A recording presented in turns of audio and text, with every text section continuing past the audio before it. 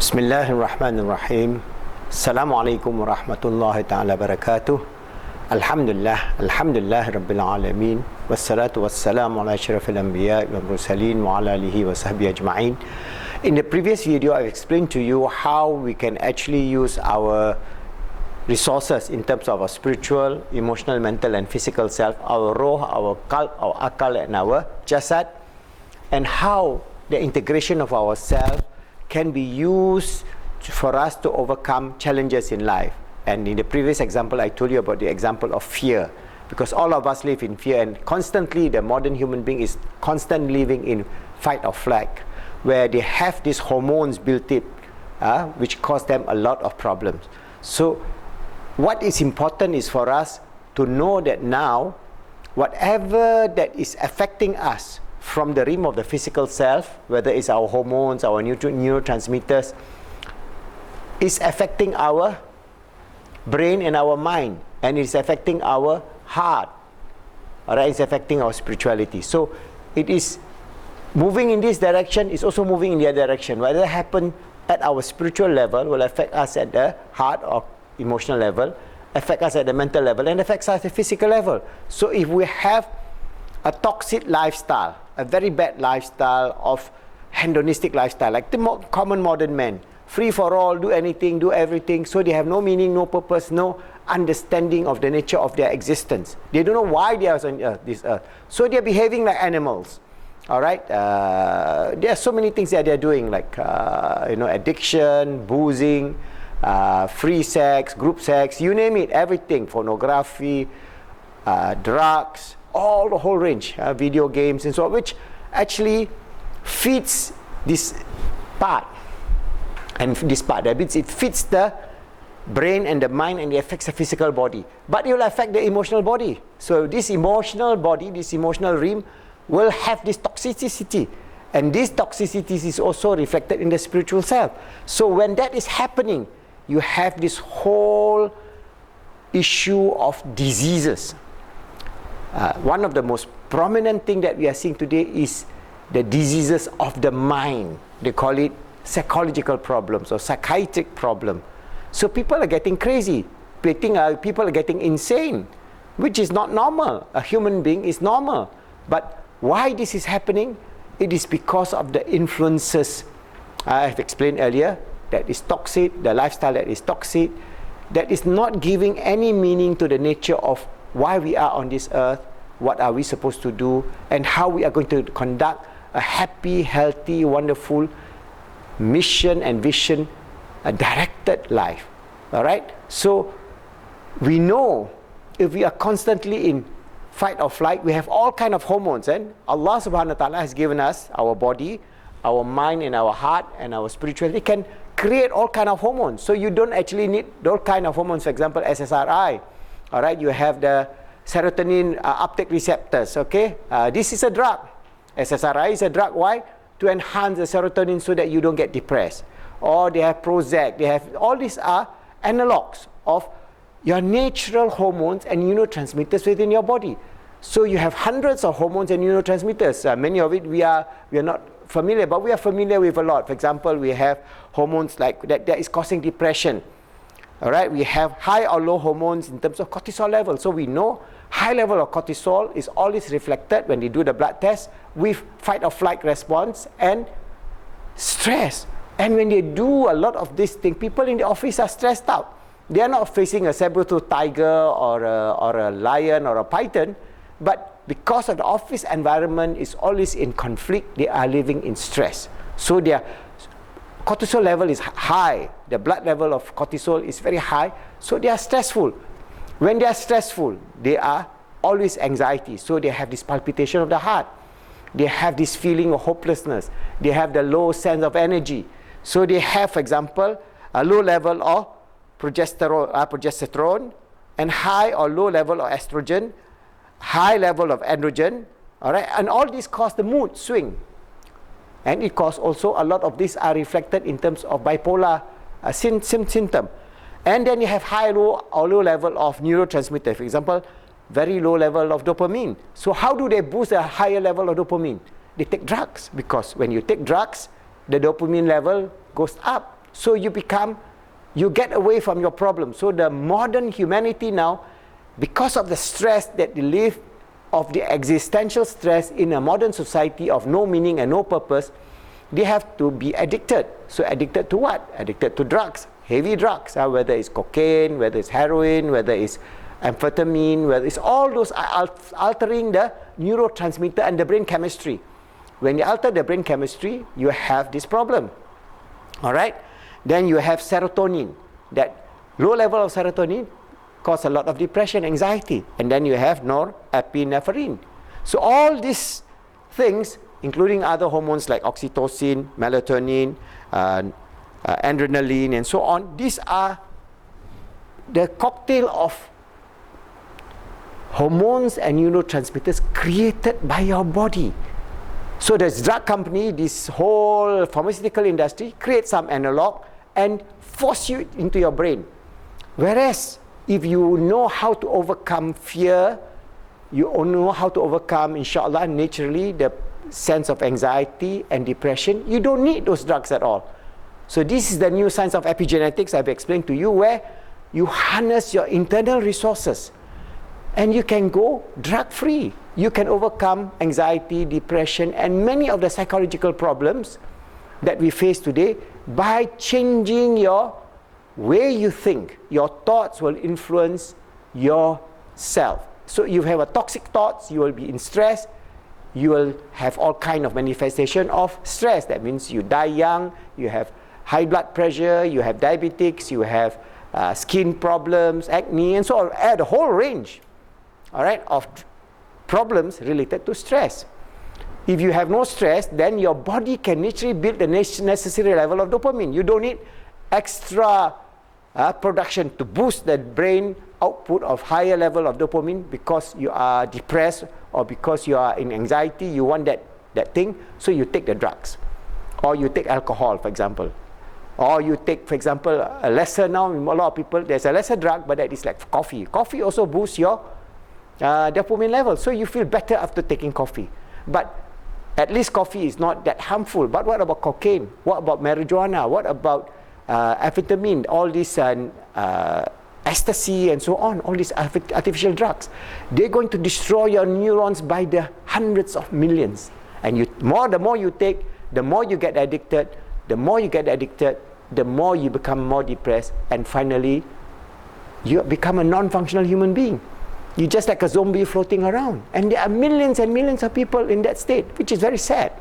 So how are we going to tackle? For example, from the Islamic perspective, we have this option now that we know, inshallah, with the new knowledge of epigenetics, we try to have a good spiritual life. We have to have a good heart, emotional life. We have to have a good mental life. And then automatically we have a good physical life, which is the manifestation of joy, happiness, fulfillment, and so on. So how do we go about with it? We have what we call, now they know that we have the placebo effect. If you believe in something, you think in something that is going to cure you, they have found that people, even with cancer, get remission. Why? The body is producing the necessary chemicals or hormones to overcome the cancerous cells at that level. So we now know that actually we can overcome the usage of drugs. How? If we understand Islamic healing. So Islamic healing, for example, we know that we talked that the whole universe comes from the realm of the absolute, Allah subhanahu wa ta'ala. And He has His absolute nature, His essence, that it is, we are not going to go into it because we cannot phantom the nature of Allah, but He has His sifa or His attributes. Out of His divine command, He created the universe. And when He created the universe, He gives all the qualities of His grace, His mercy, His love, His compassion, His forgiveness, His guidance. Everything is given to us to nurture this nafs, this self, our spiritual, emotional, mental, and physical self, to become good, to be this Khalifa on this earth, to strive to make ourselves good, help others to be good, and make the world good, and live in happiness, like a mini heaven, a mini paradise on this earth, as a precursor to the real paradise, inshallah, which is open to us in the spiritual realm. So we have this physical realm as a temporary station of our existence on this earth. So what we do is basically, if you are depressed, you're having a lot of problems, we have to do 4 things at the 4 levels. First, the physical. All right? Are you living a very toxic physical life? Are you not sleeping well, always sleeping late, playing video games for 24 hours? That is toxic. So you know you're going to get stressed out. You know you're going to get problems. And then from then, you know you're going to get gastritis, you're going to get headaches, you're going to get even stroke. And some of the video gamers, after playing 24 hours, they get so stressed out, they die. All right? So what is our physical intake? And we know from the physical aspect, we know we can take nutritious food, have a balanced lifestyle, drink a lot of water, sleep well, and so on. But how are you going to sleep well if you are stressed out? You can't sleep well. So this mental self, you must have a beautiful, balanced mental self. All right? So to have that mental self, you must link to the heart and the spiritual. So all these 3, for Muslims, it's easy. For us, we pray 5 times a day. So we try to remember Allah subhanahu wa ta'ala. We try to balance our need for living on this world in terms of being happy, not being greedy, not being just consumption, not doing things that is destructive to ourselves, our children, our family, the ecology, the other species on this earth. Everybody has every right. So you live a very good life, and then we have the avenue of reaching out to Allah. And that avenue we can use, for example, through our prayers, and we have dua. So we can dua. We say our 5 times prayer after our prayer, we say the dua. But constantly, if you are remembering Allah as you are walking, you are doing your work, or you are stressed out, you are fearful, if you have depression, you have anxiety, then one of the ways that I recommend is you remember Allah through zikr. The zikr of Asmaul Husna. So for example, you are stressed, you are depressed, you want to have peace. So Allah, one of the attributes of Allah is salam. Ya Allah, Ya Salam. So all constantly you say in your heart, Ya Allah, Ya Salam, Ya Allah, Ya Salam. And after a while you bring to your thoughts and say, Ya Allah, you are the all peaceable. Allah is the all peaceable, because that is the meaning of Ya Salam, the absolute all peaceable. Help me and give me peace in life, and remove this fear, anxiety. Or you can use, for example, slightly longer, because this is very easy to do, just say Ya Salam. I know you can go and find other books of ru'ya. Yes, you can find plenty of this in the books. You can read this verse, that verse, but those are very long, and you must understand Arabic and master the language of Arabic, because if you just parrot out, you will not have this feeling. So when you say Ya Salam, you must know this is the absolute, from the absolute limb of peace from Allah, from His sifa. He sent down salam to our roh, to our qalb, to our akal, and to ourselves. So you say constantly, Ya Allah, Ya Salam, Ya Allah, Ya Salam. Quietly in your heart, reflect for a while you're walking, while you're sitting down on your table, when your heart starts palpitating, when you're having panic attack, when you're having fear, just use that. Or you want to make it a little bit better, a lot of our great teachers of Tasawwuf tells us, recite Ya Latif, Ya Latif, the subtle, the all-knowing. He knows, Allah knows your inner problem, inner sadness, inner depression, inner difficulties. He knows. And He is the one, Ya Latif, who is so subtle that gently draws you out towards peace, happiness, and success. So you can, a lot of our teachers teach us about reciting Ya Latif, Ya Latif, or Ya Allah, Ya Latif. And then you can combine the two. If you like it, you can say Ya Allah, Ya Latif, Ya Salam. Ya Allah, Ya Latif, Ya Salam. Ya Allah, Ya Latif, Ya Salam. So you can have, first you call Allah, then His attributes, and then the peace. So when you do that, whenever you are stressed out, whenever you have a depression, you go back to that, and automatically, remember when you recite all these glorious name of Allah subhanahu wa ta'ala, calling upon Him, He can change your physical body. He will give you all the dopamine, all the serotonin, all the neurotransmitter to make you whole. And inshallah, if you really believe in this intervention, inshallah, you don't need any more drugs. You don't need to anything, because now you know when you have that challenge, you bring your thoughts to the remembrance of Allah. So, and I'm saying this not because it is just something that is mambo jumbo. No, This is the new science of epigenetics. Your body, given by Allah subhanahu wa ta'ala, has a capability to produce all the hormones in balance, all the neurotransmitter in balance, provided you prepare the environment. So if you prepare the environment, all your body, in terms of your physical body, your mental body, your emotional body, your spiritual body, will work together by the command of Allah subhanahu wa ta'ala to heal you and make you whole. And if you believe, inshallah, of this positive approach, using Asmaul Husna, as I say, you can also read the various surah of the Quran. There are many recitation. You can say read 7 Fatiha, 7 Ayatul Kursi, 7 Nas, 3 Kul, and so on. Or you can read Surah Baqarah, and there are many other surahs to calm you down. Those, if you are in a mosque or in your room, you can recite it. But the challenge that you are facing is your sense of anxiety and depression come at any time while you're walking to the office or while you're in the office itself. So how to overcome that? Use this method, inshallah. And you see if the efficacy is getting good, then you repeat it. And slowly, you find that you don't need any more drugs. You are normal and you are happy. Then maintain it. But remember, whatever that you have within you, given by Allah subhanahu wa ta'ala, can heal you. You don't need to depend just on the drugs, but you can depend on Allah subhanahu wa ta'ala to overcome your sense of anxiety, your sense of depression, your sense of psychological challenges that you are facing, and develop this sense of joy, peace, happiness, love. Alright?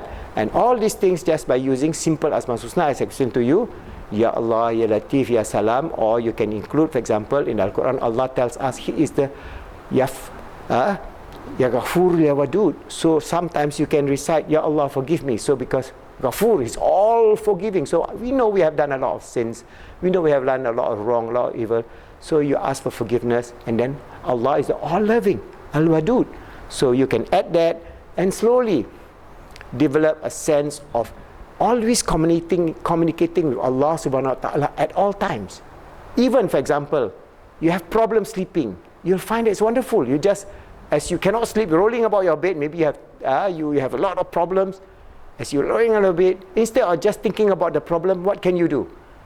You just say, Ya Allah, Ya Salam, Ya Allah, Ya Salam, or Ya Allah, Ya Latif, Ya Salam. Help me and bless me wonderful sleep. So you must speak to Allah, because constantly Allah is near you, Allah is answering your call, but we must initiate the call towards Him. We must be in contact, in communication with Him, and you'll find that you can sleep, inshallah. And then you can ask even, Ya Allah, as I sleep, bless me with wonderful dreams, and inshallah you get wonderful dreams. Alright? So whatever the challenges in our life, our great scholars, masters of metaphysicians of Islam, the tasawwuf teachers and so on, they're constantly smiling. You see their face, their nur is always radiating from them. How they are so calm, so constantly easygoing, smiling, happy? You mean they have no problem? Yes, they have problems just you and I, but because of their sense of closeness to Allah subhanahu wa ta'ala, their sense of absolute reliance and submission and surrender to Allah subhanahu wa ta'ala, all the other problems just is minor, and they can handle it with sense of grace, a sense of reliance on Allah subhanahu wa ta'ala, living the life of Iman, Islam and Ihsan, achieving the best in this world and the hereafter. So this is my little input to you of how you can heal, inshallah, your anxiety, your depression, and the psychological challenges of all sorts that you're facing, including OCD or post-traumatic stress syndrome and so on. Use this, and inshallah this can give you a basis of Islamic healing based on the Quran and the Sunnah, based on the way of our Salihin of the past, and inshallah the Salihin of the future, inshallah.